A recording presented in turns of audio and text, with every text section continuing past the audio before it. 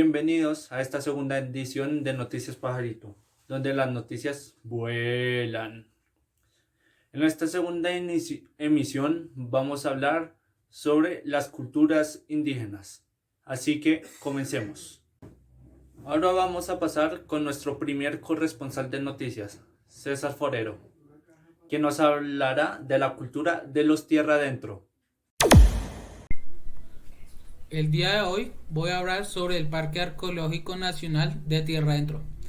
Este es una reserva arqueológica de Colombia que fue declarada en 1995 por la UNESCO, que es el Patrimonio de la Humanidad, por ser un importante reservorio de la cultura precolombina. Está localizado en el departamento del Cauca, en inmediaciones de municipios de Belalcázar e Insa. Los vestigios se concentran especialmente en los alrededores de la población de San Andrés de Pisimbala. Las tumbas se localizan en varios sitios. El más representativo es Segovia, que queda a 20 minutos a pie de los museos. El Duende, localizado a 600 metros al nororiente de Segovia. San Andrés, situado a 1500 metros al norte de la sede administrativa. El Aguacate, sobre un filo de difícil acceso, y el Tablón, localizado a 750 metros al nororiente de San Andrés de Pisimbala. La topografía del área es abrupta, conserva vegetación primaria en pequeñas proporciones y algunos animales silvestres. Los vestigios arqueológicos incluyen tumbas subterráneas o hipógeos y estatuas de piedra, que dentro del parque se agrupan en 5 zonas: Alto del Aguacate, Alto de San Andrés, Loma de Segovia, Alto del Duende y el Tablón. Las instalaciones del parque cuentan con un museo arqueológico y uno etnográfico. Tierra Adentro comprende con una extensa área poblada de hipogios y estatuas. Los sitios arqueológicos más importantes de este parque son el Alto del Aguacate, Alto de San Andrés y el Duende. El que se pregunte qué es un hipogio, es un sitio o una excavación que era hecha a mano para guardar o enterrar los cadáveres de las personas. En un territorio primario de Santa Rosa, Cauca, se halló una muestra de carbono que se fechó en 1630 después de Cristo. Otro trozo de carbón contenido en una urna funeraria de un hipogio se fechó de 1850 después de Cristo.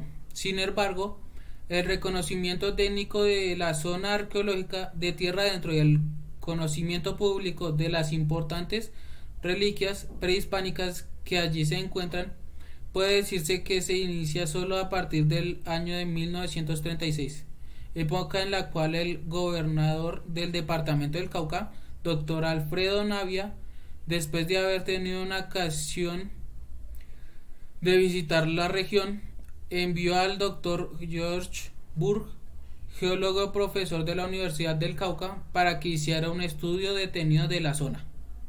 Y esto es todo. Seguimos con el siguiente. Muchas gracias, César. Ahora pasaremos con Jonathan Herrera, quien nos hablará de los Tolima. Adelante, Jonathan. En la siguiente emisión de noticias, que en esta vamos a hablar sobre la cultura del Tolima. Es uno de los 32 departamentos de Colombia, situado en la región andina, en el centro occidente del país. Limita por el norte y el occidente con el departamento de Caldas, por el oriente con el departamento de Cundinamarca, por el sur con el departamento del Huila y el Cauca, y por el occidente con el departamento de Valle del Cauca, Quindío y Risaralda, y por supuesto que la capital de Tolima es Ibagué. Sin duda, una de las principales maneras de recordar un lugar como estos es la gastronomía que ofrece a sus visitantes, la cual se convierte en parte fundamental del desarrollo turístico de un país o región. En el departamento de Tolima se puede ver gran variedad de comida, como los dulces, los postres, la avena, las quesadillas, hasta platos fuertes de gran exquisitez como la lechona y el tamal. La música es sin duda la expresión cultural más distintiva del Tolima. El reconocimiento que Ibagué recibe como ciudad musical de Colombia se remonta a 1886, cuando un ciudadano francés conocido como Conde de Gaubriac, gentilmente impresionado con el ambiente musical que tenía esta ciudad, escribió un artículo titulado Ibagué, ciudad musical. Este suceso despertó la conciencia pública de que la música era un suceso cotidiano entre sus gentes. Tolima es sinónimo de folclore y de fiesta popular, que se une con el fervor religioso.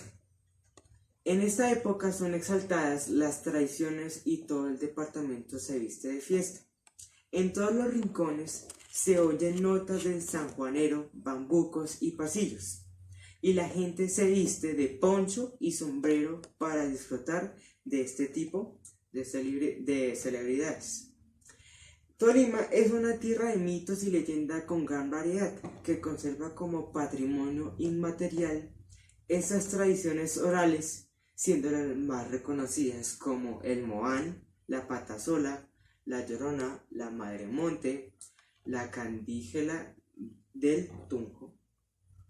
El departamento de Tolima tiene una historia. El departamento debe su nombre a la historia de una princesa indígena, Yulima, y fue ejecutada por los españoles. Yulima era una sacerdotisa que regentaba un santuario religioso a las cercanas del volcán Machín, que fue asaltada y fue prisionera, siendo conducida encadenada hasta Ibagué, en cuya plaza principal se le incineró viva por los conquistadores, y mientras agonizaba recibía bendiciones del padre Cobos para que su alma volara pronto al cielo. Su nombre legendario ha sido conservado por el departamento como homenaje perenne a su martiriario. Antes de la conquista, la región fue poblada por diversos títulos pertenecientes a la familia Caribe y Quimbaya. La más conocida es la tribu Pijao, que se resistió al dominio español y cuyos integrantes fueron diezmedizados en un 90% por el hambruna. Enfermedades como la peste negra y la viruela. El departamento fue creado jurídicamente mediante la Ley 65 de noviembre de 1909. Durante la colonia y el siglo XIX se destacó por su centro cultural con la actividad de prestigiosos personajes como Mutis, Bonbland, José Eustacio Rivera y otros. Y esto ha sido en esta emisión de noticias. Sigamos. Muy bien, Jonathan. Ahora pasaremos con los pastos con Nicolás Lozano. Gracias, Vargas, y como es debido a nosotros aquí en Noticias Pajarito, nosotros le contamos a ustedes también sobre la cultura de los pastos. Son una etnia indígena americana que habitaban junto con los guillacingas en la franja andina de lo que actualmente se conoce como el departamento de Nariño, al sur de Colombia, y la provincia de Carchi, al norte de Ecuador. El nombre pasto podría ser una adaptación española de paz, agua o gente escorpión. Los pastos estuvieron bajo dominación del Imperio Incaíno poco antes de la llegada de los españoles. En la última década del siglo XV, los pastos se enfrentaron al Inca Huayna Capac, quien desde Quito decidió lanzar una campaña para conquistar el territorio pasto. Los pastos eran la tribu más numerosa de la zona interlatina de Nariño y la más organizada e industriosa tenían. Podrían llegar a tener mercados y comercios organizados que ellos pagaban con oro y mantas, pues se cultivaban y se trabajaban con esmero el algodón. En 1558, según la visita del oidor de la Real Audiencia de Quito, García Valverde, los pueblos de los pastos tenían un promedio de 488 familias. Pero con relación a esto podemos hablar sobre los pastos y los agua.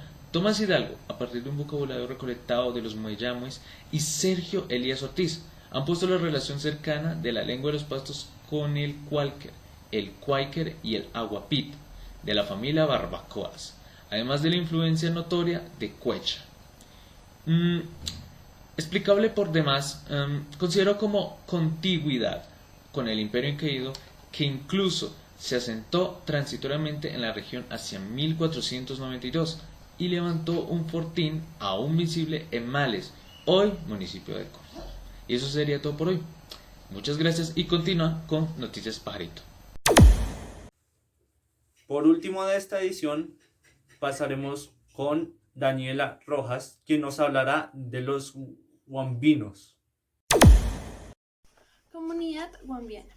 Localización. Los indígenas huambianos habitan en los flancos de la cordillera central al noreste del Cauca. Su actividad económica. Son pueblos tradicionalmente agrícolas. Viven de la papa, el maíz, la yuca, la habichuela, el repollo, entre otros. La crianza de los animales es uno también de su actividad económica más importante.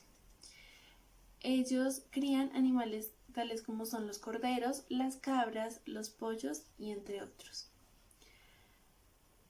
El trabajo de tierra constituye en su fuente principal de subsistencia. Actividad y producción artesanal. Especialistas no solo en el manejo de plantas mágicas y medicinales, la prevención y curación de todo tipo de enfermedades. Trabajan entre hombres y espíritus. La actividad y producción artesanal. Los telares son los instrumentos y su característica más principal del trabajo de las mujeres en los Andes. La hechura del sombrero es tradicional para el trabajo del hombre. Como en la religión de los huambianos, apenas se han realizado exámenes sobre las convicciones étnicas. Algunos sostienen que la anticuada Confederación Huambiano tenía una religión astral, en la que se respetaba al sol como a la influencia útil y la luna como la influencia creada un revés. Quedan pocos indicios del origen astral en las redes. La cosmogonía de Guinea está organizada por un doble marco, masculino y femenino, el caliente, el helado, el sol y la luna, y así sucesivamente. Se trata de un universo ocupado por criaturas poderosas que son temidas y deberían ser tratadas con respeto. Sobre la base de los componentes de la naturaleza eran en el pasado como individuos, pero que después de algún tiempo estaban perdiendo ese carácter para terminar como son hoy en día. Muchas gracias, Daniela, por esa información. Esto es todo por hoy. Gracias por ver Noticias Pajarito, donde las noticias vuelan.